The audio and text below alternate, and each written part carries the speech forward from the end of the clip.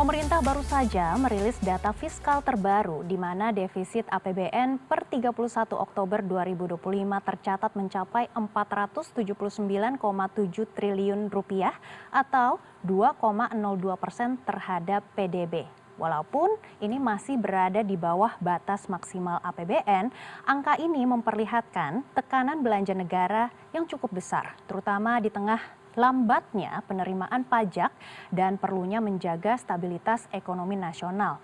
Namun di sisi lain pemerintah juga memutuskan untuk menambah injeksi likuiditas ke Himbara pada November 2025 untuk mendorong penyaluran kredit dan konsumsi masyarakat. Namun kebijakan ini juga menimbulkan pertanyaan soal efektivitas resiko fiskal dan keberlanjutan pengelolaan APBN. Dan untuk memahami arah kebijakan dan implikasinya yang lebih jauh sudah bergabung bersama kami pengamat ekonomi Mas Andri Perdana. Selamat pagi menjelang siang Mas Andri, bagaimana kabar Anda? Selamat pagi, Bu Megi. Selamat pagi semuanya. Sangat baik. Terima kasih sudah mengundang. Baik, salam sehat ya Mas Andri. Mas Andri, ini ekonomi kita tumbuh cukup solid ya tahun lalu, namun penerimaan pajak justru melambat dan defisit APBN melebar.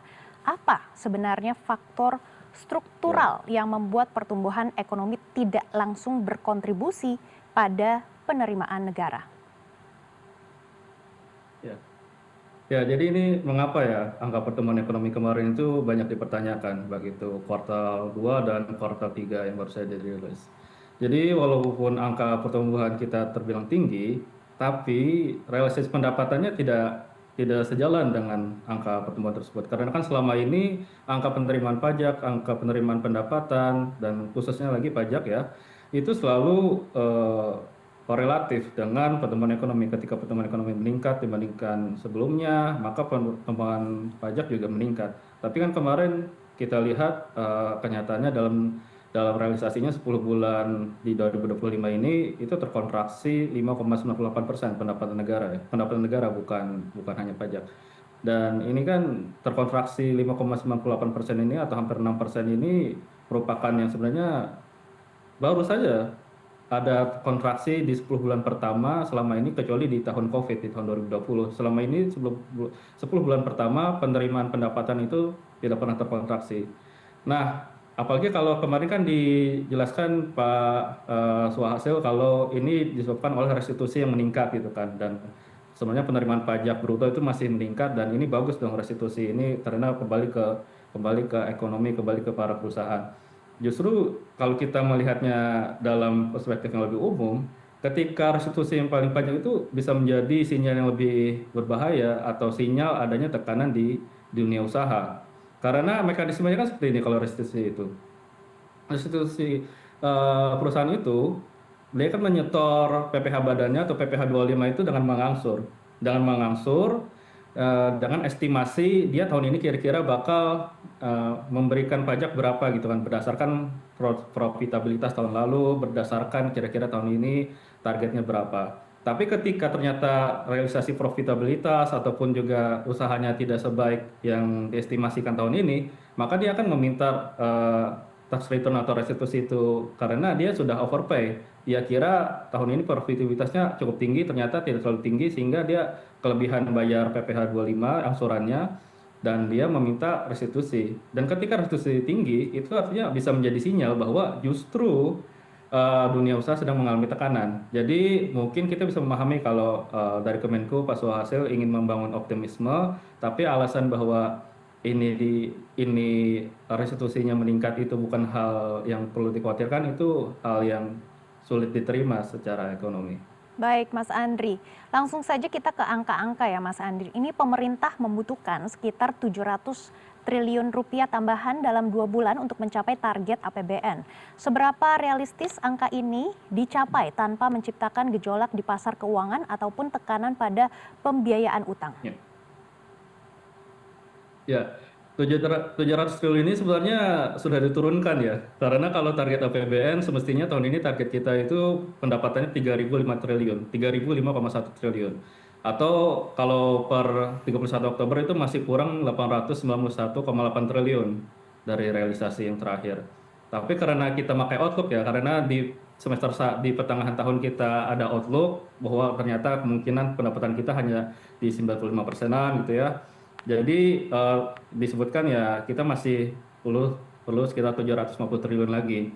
Karena yang menjadi acuan itu di Outlook cuma 2.865 triliun.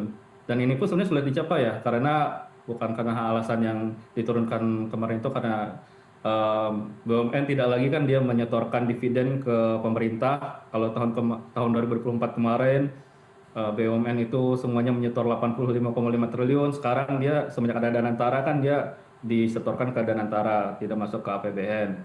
Nah, selain itu juga ya kalau melihat kondisi yang sulit seperti ini, karena kita bisa memprediksi bahwa pendapatan kita bisa shortfall, seperti tahun kemarin juga shortfall dan karena target tahun ini juga bisa dibilang ketinggian dan akhirnya shortfall lagi, maka konsekuensinya cuma ada dua kan ya kalau kita bisa pikirkan. Antara harus ada belanja yang dikurangi atau ditambal dengan ngutang lagi untuk dan dengan kata lain yang memperlebar defisit APBN. Ya, kalau dikurangi kan kalau dari program Pak Prabowo ini sangat sulit ya yang bisa dikurangi. Dan juga instansi-instansi seperti Polri, Kejagung, Kemenhan yang bahkan kalau mereka overrun itu dibiarkan saja. Apalagi kalau dari Pak Menteri Purbaya kan bilang inginnya memaksimalkan realisasi seperti itu. Artinya dari belanja pemerintah pusat saat ini sulit ada yang mau disunat. Kecuali yang paling mungkin itu mau disunat itu adalah TKD. Yang paling mudah oleh pemerintah pusat itu dibatasi dan salurannya. Sehingga kalau nanti tidak mencapai target 750 triliun setidaknya mencapai outlook, ya artinya yang paling mudah kita lihat saat ini oleh pemerintah pusat untuk tidak disalurkan adalah dari TKD. Jadi kepala daerah mungkin bisa melihatnya ke arah sana. Baik, Mas Andri, ini Kemenkeu juga memutuskan akan menambahkan injeksi likuiditas ke bank-bank himbara ya. Kemarin itu kan sudah ada 200T dan saat ini akan ditambahkan Ya. lagi. Apakah langkah ini juga cukup efektif untuk mendorong konsumsi masyarakat dan investasi atau justru ini beresiko menciptakan bubble kredit? Ya, ini kembali ditambahkan kan likuiditas dari kas pemerintah gitu kan. Kemarin sudah ditambahkan 200 triliun, sekarang mau tambahkan lagi. Ternyata per Oktober 2025 kreditnya melambat ya setelah kemarin dikatakan di injeksi likuiditas ke perbankan 200 triliun yang nyatanya per Oktober itu 7,35% dari September 7,7%. Jadi sebenarnya kenapa ketika pemerintah menginjeksi likuiditas menggunakan uang mereka dari saldo anggaran lebihnya ditaruh ke perbankan di deposit on call, ternyata tidak berdampak yang diharapkan ya, dan sekarang mau ditambah lagi 76 triliun. Jadi saya rasa ini sudah menjadi kesadaran banyak orang ya, kalau termasuk kemarin Pak Presiden Direktur CMB Niaga, Pak Lani Darmawan, ketika diwawancara dia bilang bahwa permasalahan perbankan kita ini bukan soal kekurangan likuiditas, tapi dari permintaan kreditnya yang turun gitu kan. Mau sebanyak apapun likuiditas di perbankan, justru saat ini likuiditas perbankan undistributed loan-nya cukup tinggi di atas 20%. Dan itu hitungannya sangat tinggi. Jadi perbankan itu tidak banyak memerlukan likuiditas, tapi kesulitan mencari orang yang memerlukan kredit. Dan kenapa kredit ini melemah ya? Karena orang berusaha itu menjual produknya cuma dua, antara dia menjual di pasar domestik atau di pasar ekspor. Kalau pasar ekspor itu kan tergantung dari kondisi eksternal yang tidak bisa diatur oleh pemerintah.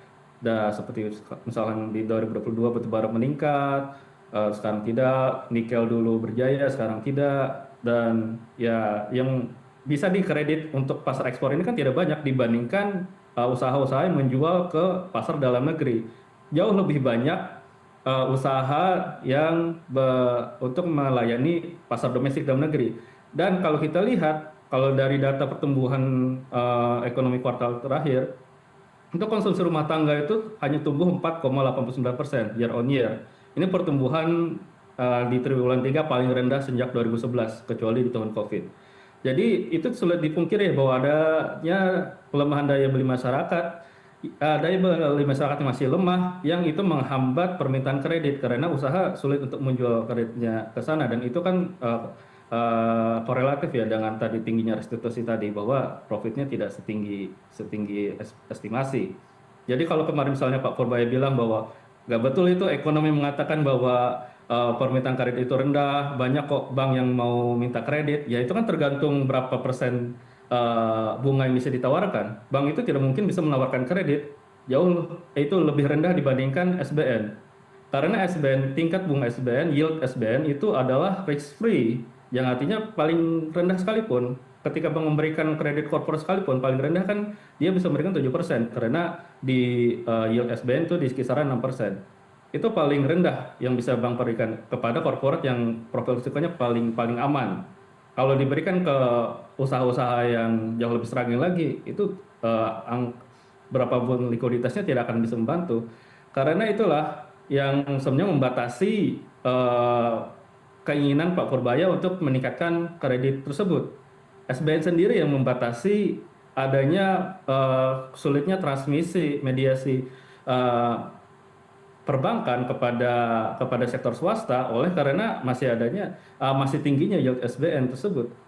Kan kita kan di kuartal 4 ini tetap menerbitkan SBN 140 triliun. Walaupun Walaupun seharusnya kan likuiditas kita banyak kan, sampai banyaknya diberikan ke perbankan sebesar 200 triliun dan lagi tambahkan 74 triliun. Padahal logikanya kalau itu diberikan perbankan dengan deposit on call dengan rate 75% dari BI rate, artinya pemerintah cuma dapat sebenarnya cukup tinggi ya, 3,3%, relatif lebih tinggi. Tapi kan ketika pemerintah menerbitkan utang dengan bunga cost of fund itu 6%-an. Jadi kenapa pemerintah tetap menerbitkan utang ketika likuiditas saking banyaknya sampai perlu diberikan ke perbankan? Baik. Alasannya ya karena ya Baik baik Mas Andri, singkat saja terakhir ya. Mas Andri. Ini kan tadi Anda Hmm, juga sudah menyinggung kenapa banyak masalah. hmm. Apa sebenarnya solusi dan juga masukan untuk pemerintah untuk menjaga belanja fiskal dan juga APBN kita? Ya baik. Jadi kan kalau kita melawan ketahanan eksternal kan, kalau kita menganggap bahwa diri kita baik-baik saja ya dan semuanya akan baik-baik saja, tapi kan kalau kita digoncang oleh goncangan eksternal, kita akan ketahuan bahwa kita sebenarnya tidak baik-baik saja. Dan bagaimana kita menjaga ketahanan internal tersebut, artinya dari ketahanan fiskal. Ketahanan fiskal itu bagaimana kita harus menerbitkan, kita harus kapan berhenti berhutangnya, seperti kapan kita berhenti menerbitkan SBN-nya, atau setidaknya kita menargetkan kapan kita eh, neraca keseimbangan primer kita surplus kembali. Karena yang paling membatasi kredit itu bisa ke sektor swasta adalah kita terus menerbitkan SBN tersebut. Kenapa kita terus menerbitkan SBN tersebut? Alasannya karena semua orang suka SBN. Mutual fund suka SBN, seluruh seluruh ini ya, seluruh orang kaya suka SBN karena itu tingkat risk free. Dan akhirnya walaupun kita memiliki likuiditas yang sangat tinggi, pemerintah punya uang 400 triliun, begitu di BI dan sekarang di perbankan, kita tetap menerbitkan SPN. Karena kita ya sudah terlalu senang berhutang dan akhirnya semua orang suka dengan penerbitan hutang kita, baik itu dana pensiun, mutual fund, orang-orang kaya, semuanya menunggu SBN kita. Padahal ketika SBN paling tinggi, dia yang membatasi bunga perbankan itu tidak bisa lebih rendah daripada yield SBN. Begitu dari saya. Baik, ini sudah ada sinyal yang mengkhawatirkan ya. Kalau semuanya cuma beli SBN saja tidak melakukan bisnis real, ini juga sangat berbahaya untuk ekonomi Indonesia. Terima kasih Mas Ya. Andri Perdana, ekonom Bright Institute yang sudah bergabung bersama kami di CNN Indonesia Business. Semoga Kementerian Keuangan juga mempunyai solusi dan juga mendengar masukan dari Anda. Baik, terima kasih Bu Megi. Salam sehat semuanya.